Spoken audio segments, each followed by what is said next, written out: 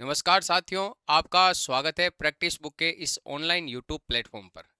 RRB group D के द्वारा यहाँ पे जो नोटिफिकेशन जारी किया गया है, उस नोटिफिकेशन के अंदर 22,195 जो पोस्ट है वो जारी की गई है इसके अंदर। और ये आरआरबी के द्वारा ये कह रखा अब यहाँ पे कि हर साल 20-30 हज़ार यहाँ पे वैकेंसीज निकाली जाएगी। और ये हमारे पास में यहाँ पे नोटिफिकेशन आया है यहाँ पे 22,195 पोस्ट के ऊपर। अब इसके अंदर यहाँ पे कंप्लीट हम बात करने वाले हैं कि भी फोरम है, स्टार्टिंग कब है, लास्ट डेट क्या रहेगी यहाँ पे, और इसके अंदर यहाँ पे जो पेपर पैटर्न क्या रहने वाला है, सिलेक्शन प्रोसेस है आपकी वो क्या रहने वाली है, यहाँ पे किस पार्ट से कितने क्वेश्चन पूछे जाएंगे वो भी हम बात करेंगे। एज के बारे में भी बात करेंगे, एज है वो आपकी कितनी रहनी चाहिए यहाँ पे, कुला आपके क्वालिफिकेशन है वो 10th पास होनी चाहिए या फिर ITI होनी चाहिए, उसके ऊपर भी कंप्लीट हम बात करने वाले हैं यहाँ पे। तो लास्ट तक आप एंड तक जरूर देखें इस वीडियो को। फिर भी आपका कोई डाउट रह जाता है तो आप कमेंट बॉक्स के अंदर जरूर बताना यहाँ पे। तो पहली बात तो मैं आपको ये बता रहा हूँ यहाँ पे कि आरआरबी ग्रुप डी के द्वारा ये 22,195 जो आपके यहाँ पर पोस्ट है उसका नोटिफिकेशन जारी कर दिया गया। इस नोटिफिकेशन के अंदर ये पहले से ही आपकी चर्चा में था यहाँ पे दिसंबर से ही, लेकिन अब यहाँ पे बिल्कुल नोटिफिकेशन भी आ चुका है और एग्जाम डेट इसके आपके जो आपके एग्जाम फॉर्म भरने की जो डेट है वो भी जारी कर दी गई यहाँ पे। तो हम इसमें बात कर रहे हैं यहाँ पे सबसे पहले कि जो क्वालिफिकेशन है वो आपके 10th पास है तो भी आप फॉर्म अप्लाई कर सकते हो, या जिनके ITI कर रखी है वो भी फॉर्म अप्लाई कर सकते हो। ये कंपलसरी नहीं है कि भी यहाँ पे ITI होनी ही चाहिए। अगर 10th पास है आपके तो भी फॉर्म अप्लाई कर सकते हो, या आपके ITI कर रखी है तो भी आप फॉर्म अप्लाई यहाँ पे कर सकते हो, ध्यान रखना। तो एकदम ये क्लियर कर दिया गया आरआरबी के द्वारा यहाँ पे कि सिर्फ 10th पास है तो भी आप फॉर्म भर सकते हो और ITI है तो भी आप फॉर्म अप्लाई कर सकते हो, कोई कंपलसरी नहीं है ITI होनी भी चाहिए। एज की बात करें यहाँ पे तो एज है वो 18 से 33 साल होनी चाहिए।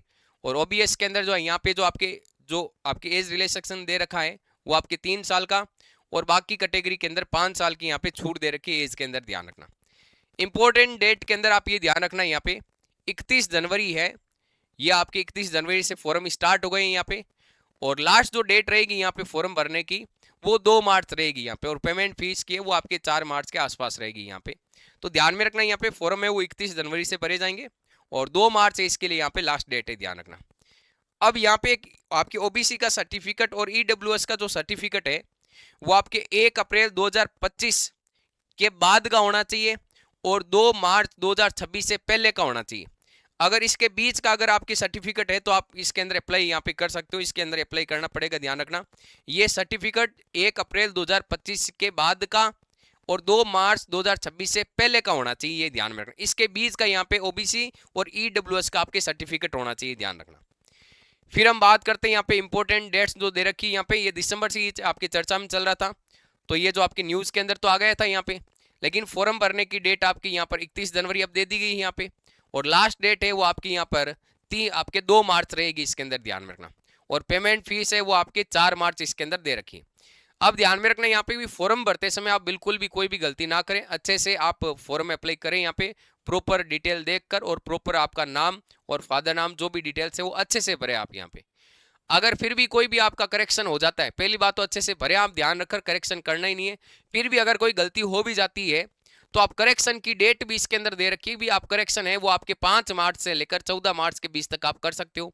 और करेक्शन के अंदर अलग चार्ज लगेगा, इसका ध्यान में रखना। करेक्शन का एक अलग चार्ज लगेगा जिसको हमने यहाँ पे मॉडिफिकेशन फीस के रखा है, ये ध्यान रखना इसके अंदर।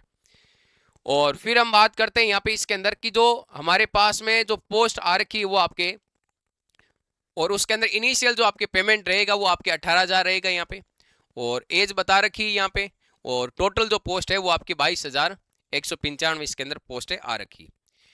फिर हम बात करते हैं यहाँ पे इसके अंदर कि जो आपके एग्जाम होने वाला इस एग्जाम के अंदर पैटर्न क्या रहेगा।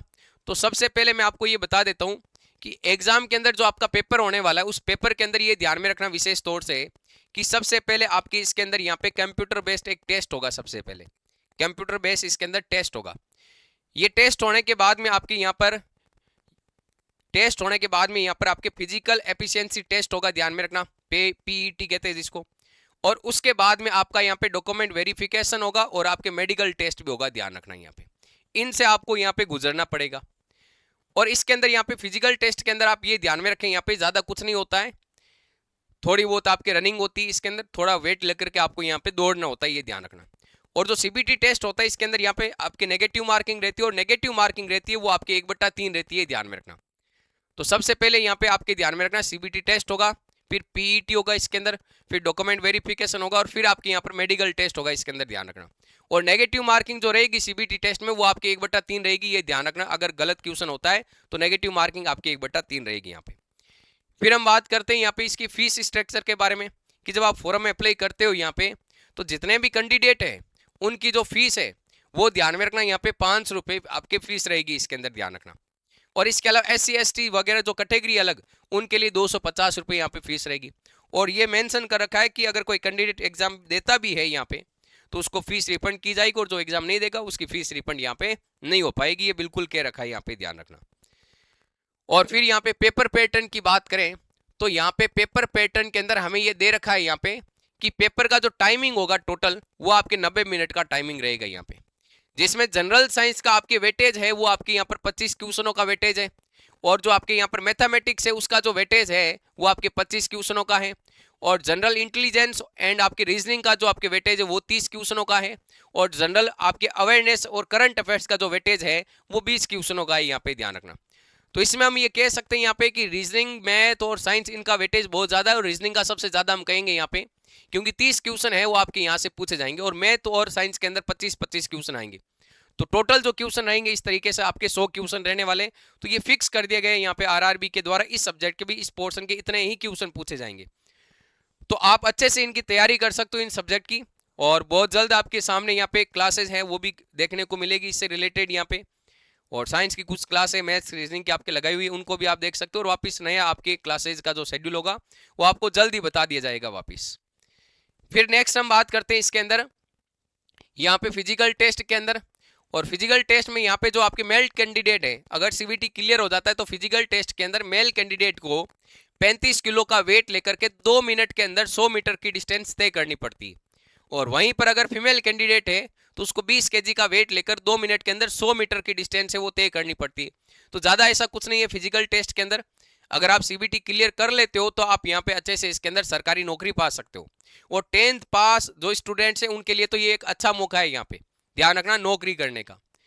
मेन है इसके अंदर यहाँ पे आपके जो पेपर है वो, और पेपर के अंदर अगर आपके साइंस में तो रीजनिंग का पोर्शन भी अच्छा है ना, तो आप इसके अंदर सिलेक्शन ले सकते हो। फिर हम बात कर रहे हैं यहाँ पे इसके अंदर कि ये हमारे पास में यहाँ पे पोस्ट की प्रेफरेंस दे रखी है, और ये जो पोस्ट दे रखी है वो आपके यहाँ पर आपके मेडिकल स्टैंडर्ड का दे रखा है। अगर आपके पास मेडिकल सर्टिफिकेट इनमें से है किसी का यहाँ पे, अगर B1 का है तो आपके यहाँ पर ये आपके इन पोस्ट के अंदर आप अप्लाई कर सकते हो। अगर यहाँ पे A2 A3 आपके टाइप का अगर मेडिकल सर्टिफिकेट है तो आप इनके अंदर यहाँ पे अप्लाई कर सकते हो। तो जिस टाइप का आपके पास मेडिकल सर्टिफिकेट है उस टाइप की पोस्ट के अंदर आप अप्लाई कर सकते हो। तो यहाँ पे मेडिकल सर्टिफिकेट की रेंज भी यहाँ पे दे रखी है कि इस टाइप का रहेगा तो आप इसमें अप्लाई कर सकते हो यहाँ पे। तो ये हमारे पास में टोटल यहाँ पे सारी पोस्टें दे रखी है, और पोस्ट भी आप जब फॉर्म अप्लाई करोगे तो उसमें प्रेफरेंस पूछी जाएगी कि किस किस पोस्ट के ऊपर आप यहाँ पे अप्लाई कर सकते हो, यहाँ पे ध्यान रखना। और जब भी आप ये फॉर्म भरें तो आप हर एक जोन के अंदर देख लें भी कितनी पोस्टें आ रखी है, तो उन पोस्टों को देख कर ही आप अच्छे से फॉर्म अप्लाई करें। तो 31 जनवरी लगभग, ये आज जब मैं वीडियो बना रहा हूँ 31 जनवरी, तो आज से फॉर्म अप्लाई है। तो हो सकता है कि आपको ये फॉर्म है वो आपके कल से ओपन, यहाँ पे विंडो ओपन कल से होगा, क्योंकि 1-2 दिन का वेटेज आपकी वेट रह जाता है इसके अंदर साइट के ऊपर। तो आप जल्दी इसके अंदर फॉर्म अप्लाई कर दें यहाँ पे। और कंप्लीट पेपर पैटर्न के ऊपर भी मैंने यहाँ पे कंप्लीट डिस्कस कर लिया, एज रिलैक्सेशन के बारे में भी पढ़ लिया, यहाँ पे सीबीटी और फिजिकल टेस्ट के अंदर भी यहाँ पे बात कर ली। अब भी आपका कोई डाउट रहता है तो आप कमेंट बॉक्स के अंदर जरूर बताएं, और जल्दी आपके सामने एक नया वीडियो अपलोड होगा जिसमें हम ये बात करेंगे फॉर्म भरते समय किन किन बातों का ध्यान रखना है और कौन कौन से डॉक्यूमेंट आपके अप्लाई होंगे। तो मिलते हैं नेक्स्ट वीडियो के अंदर, और फिर भी कोई डाउट रहता है तो आप कमेंट बॉक्स के अंदर जरूर बताना। जय हिंद।